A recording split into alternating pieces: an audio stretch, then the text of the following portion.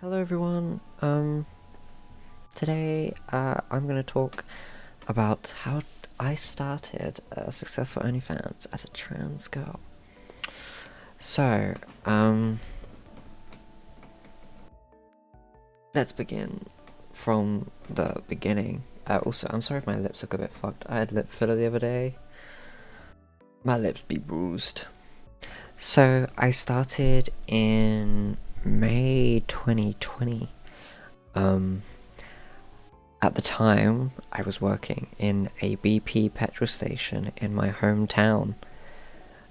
So if you were ever in an Essex BP in England, you might have seen the early beginnings of me. Isn't that crazy? But yeah, I just went through like a breakup basically, and I was a bit of a horny twat, so I thought, fuck it, let's post nudes on Twitter. So at the time, I just followed some like femboy trans accounts, whatever. Okay, don't judge me. What does that mean? Don't judge me. Sorry that I look at femboys. But anyways, yeah, I followed some femboys and trans accounts, and there was one with 10k. I've kind of forgotten his name, but shout out to you. So basically, I DM'd him and like practically like begged on how to like get started, because it's not fucking easy. It's very hard to get started. I'm saying don't do this. Do not do it. Insanely illegal. Ridiculously, recklessly, insanely illegal. Don't do it. It's not a good strategy.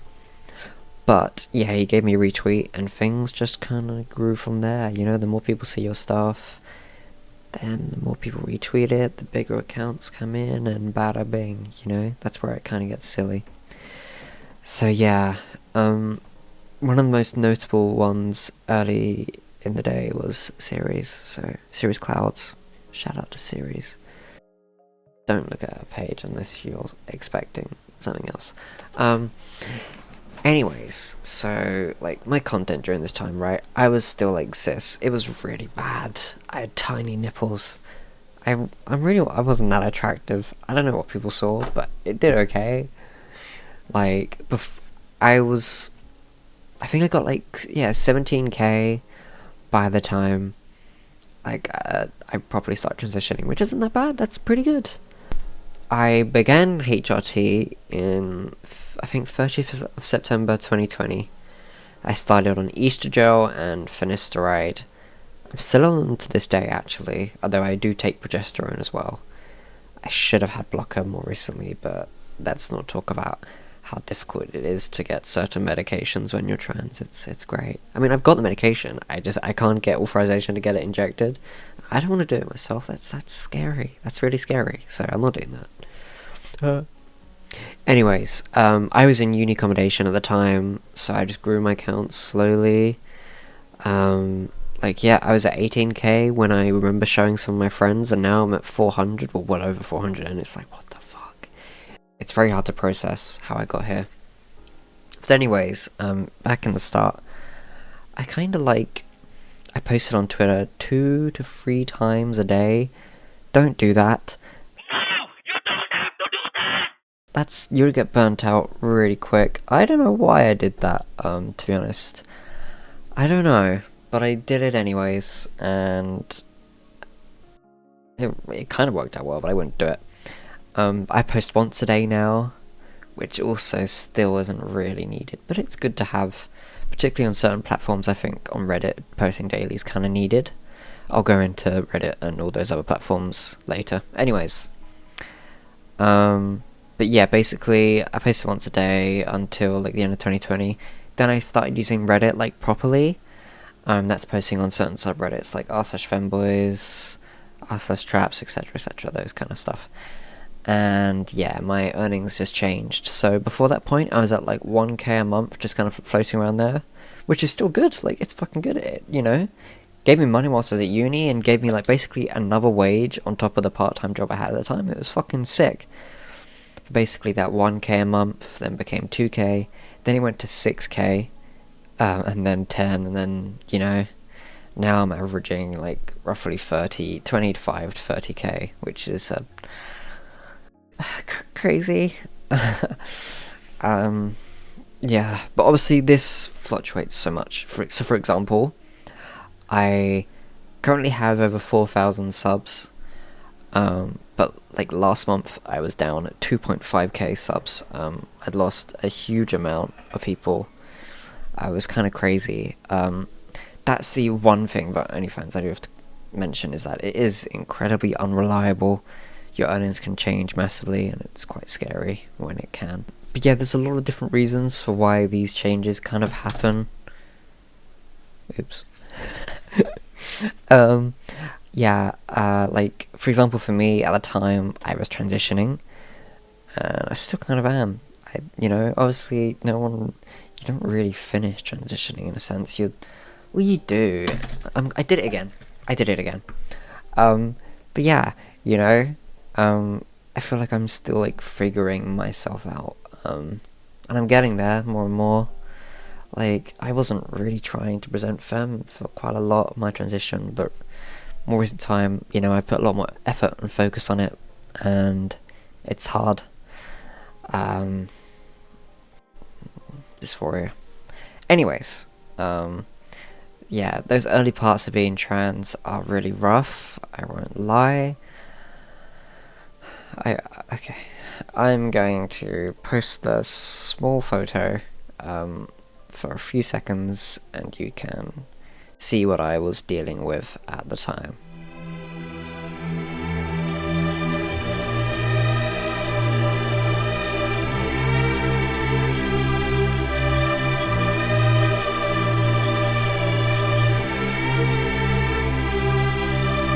Okay, you're back? Yeah. It's not good, is it? It's not good at all. It's not easy. Unfortunately, transitioning, starting out, most people are not gonna look that great. I didn't. It takes ages to figure it out.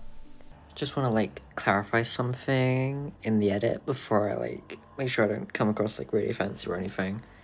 I'm not saying you look fucking ugly. I'm saying that it takes a little while to figure out, how you want to look and what best suits you. Some people have a rough go at it. I had the worst go at it. But yeah, it's different. Your mileage may vary. Some people can just slay, like, instantly. It took me about 2 years to slay, so, it wasn't good for me.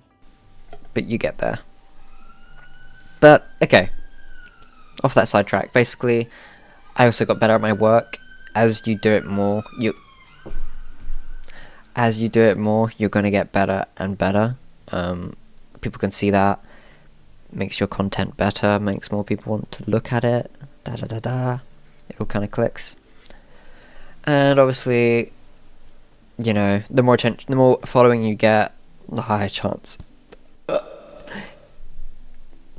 it is for, someone to see it. Higher following, often correlates with higher earnings, but not always, obviously. There's many examples of that not being true, but I think at certain numbers it's definitely kind of true. Anyways, on to one of the big topics is platforms. So obviously, one of the big parts about OnlyFans is promoting yourself on other platforms. Obviously, it's not going to be the same for everyone, like celebrities and shit. They're not going to really have that struggle because they've got that platform and stuff elsewhere. Necessarily promoting it isn't really essential. Anyways, so one of the big ones is Reddit, of course, as I've mentioned. It is fantastic in the promotion it can provide you. However, it is very awful in the way that it incites, like, competition.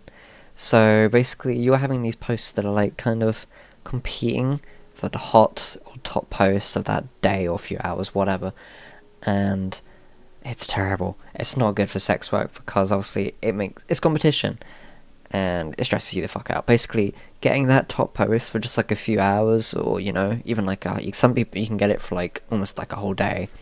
That can be the difference between like thousands of dollars. It's kind of insane. Like, I love it for that promotion, but at the same time, it's so frustrating. I think Twitter is better in that sense. Like, it's a free open space, you're not really competing with other people. However, it's owned by Elon Musk. I mean, do I really need to... I don't really need to go on that anymore, do I? It's got to this point on Twitter where basically, like, Twitter Blue is kind of essential for growth and, you know, maintaining your popularity. And it feels pretty shit considering I'm paying, like, I'm having 2 accounts that are paying this rich dude. I hate $8 a month. It sucks. But it's like a necessary evil and I hate it. Now, obviously, making these posts and the content, that's only half the work. The big thing about it is obviously promotion. The captions. You don't know how much a caption, like, matters. Obviously, you gotta have good content, but having a good caption on top of that to, like, bait more interaction. I'd be doing so much bait nowadays. It's really bad. Anyways, so yeah, a lot of my stuff has these kind of bait titles. It wasn't always a thing, but I'm sorry. So it's stuff simple like retweet if you want to do that, or do you think that, or do you RT if you agree, blah blah blah blah. I hate using them. I won't lie, I hate using these titles. I feel so like every time I'm like typing it in, I'm like, ugh. But like they're kind of, you know, they're such a good way to get extra engagement, and they help grow your account. Now, obviously, these aren't necessary. A lot of people do amazing stuff without them. It's my way. The thing is obviously, you've got to take. I've done it again. This is the 3rd time. Right, that's going away. Now, obviously, look, they aren't necessary. These kind of captions, but it can help. It ain't necessary. Like, I ain't the prettiest around, so I do what I can. In recent times, my content has evolved a little, greatly thanks to my wife. I'll put a little picture of her on the screen. Yeah, and also I work harder than I used to, I think. Now, look, I want to make something really clear. It's not easy money. Definitely not. I mean, compared to, in terms of work hours, yeah, it's a lot easier than any job I've ever had to do, which is nice, because I've done a lot of shit retail jobs, and obviously, I'm sure a lot of you do some far worse jobs than I've ever done, but it's not easy money. This requires, like, insane amount of luck, a bunch of things going for you. You gotta have the looks, talent, effort, dedication, the ability to not get burnt out, the ability to, you know, come up with new stuff that people want to see. The thing is, like, 70% of people have OnlyFans. They're not successful. Or at least earning very little amounts, you know? Like, I've got so lucky to be, like, where I am. Obviously, I'm not saying, oh, like, it's impossible. Like, you know, don't try it. But I'm saying, you know, don't think this is easy. You know, you need to find your thing. You need to work hard. You need to, like, master your skills.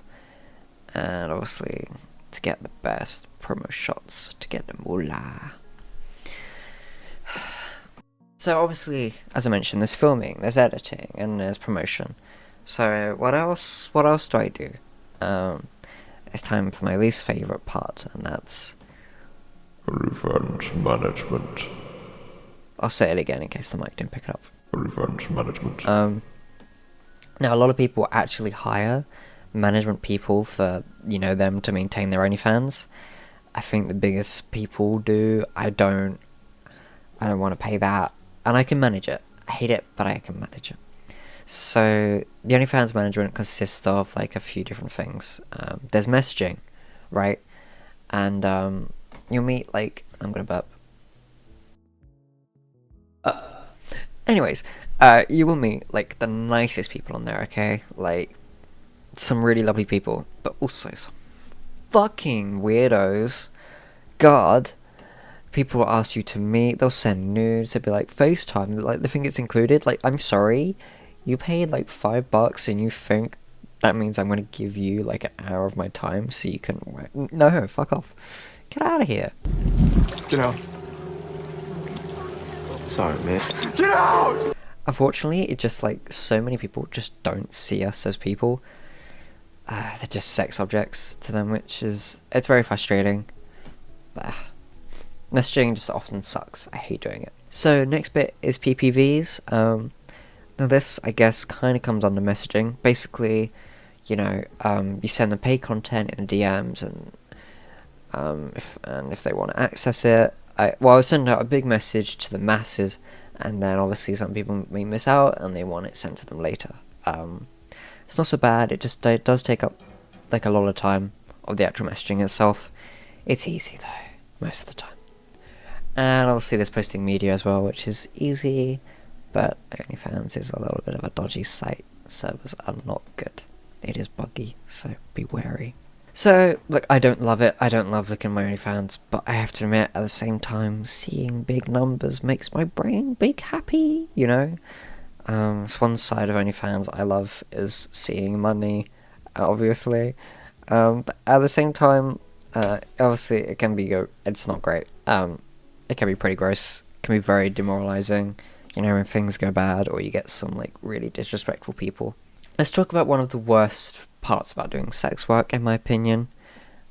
I feel like I've kind of gone off a bit of a tangent in this video, but whatever. So let's talk about how sex work affects you mentally. Obviously, people are going to deal with these things differently. I struggle quite a bit. You know, it's very hard not to compare yourself to other people, and yeah, particularly those who are very successful. And like, this is obviously made worse by the fact that I'm trans. It's not good, because you know, a lot of trans people, like the gender dysphoric brain is fucking stupid. I won't lie, it's so stupid. There's nothing in there except hate and self-hate and all that shit. It's not good, but sometimes it's nice. But yeah, dysphoria can like destroy you. I think it's a hard part of doing this job if you're trans, and like seeing people with faces or bodies that you want really like can fuck with your brain. And it's silly because like I'm successful as I am, like, you know, I make money, good fucking money, and you know, like, I'm successful, but like you kind of become blind to that because your brain is just saying to you like, you're fucking ugly, man. I've been asked quite often if I recommend people to do OnlyFans, and my answer is maybe. Yeah, like obviously it can be incredibly like profitable. I won't lie. You know, it's paid for everything you see, my computer, the camera that's recording this, all that shit. But despite obviously all the success, there's a lot of failure. Obviously, not everyone's gonna have a good time with it. It's gonna be very demoralizing for a lot of people. And there's so much luck involved, it's fucking insane. And obviously, as I just mentioned, the mental toll can be horrible. I certainly need a therapist. I really do need a bit of a therapist. Not a full one, just a bit of one. But yeah, it's something you have to really think about clearly before you go into it, like, kind of full time. So nowadays, like, I'm trying to strive a little bit away from the NSFW focus that I got going for me. I won't lie. Obviously I want to keep doing what I do, but it'd be nice to kind of build a bit more of a influencer kind of thing. You know what I mean. Just like a bit less of a focus of, I don't want people to exclusively know me for that, but obviously it happens. And I think, you know, hopefully this video is a small step of a few. I'd like to make more videos on here. It's funny how I'm making a video about how I make porn, and that's definitely safe for work. But anyways, you know, I'd love to get away from this, because it can be a bit shit sometimes having, you know, I hate when, like, I've done TikTok streams and people just say stuff like, I've seen you on Reddit, like, shut up. But, like, what can you expect? It happens. Sorry for my little rambles. But yeah, I'll be honest, like, after doing, like, this job for 3 years, I'm a little burnt out. It can be a little mentally exhausting, but it's really quite easily, like, physically compared to the retail jobs and stuff that I used to do. Like, I hope this video has been informative in some ways. I'm sorry if I went on a bit of a downer towards the end. But, you know, I just want to detail the experiences I've had throughout the years and the kind of things that I learned and my thoughts on the current state of things with sex work. Let me know if you want to see more of this kind of stuff, or if there's any topics about, like, my job you want me to bring up. But yeah. Anyways, my cat just did a fart. That fucking stinks, man. I mean, doesn't that look like the biggest farty you've ever seen? I think it does. Anyways, thank you for watching. Love you. Hope my voice didn't scare you. Anyways, love you. Peer out.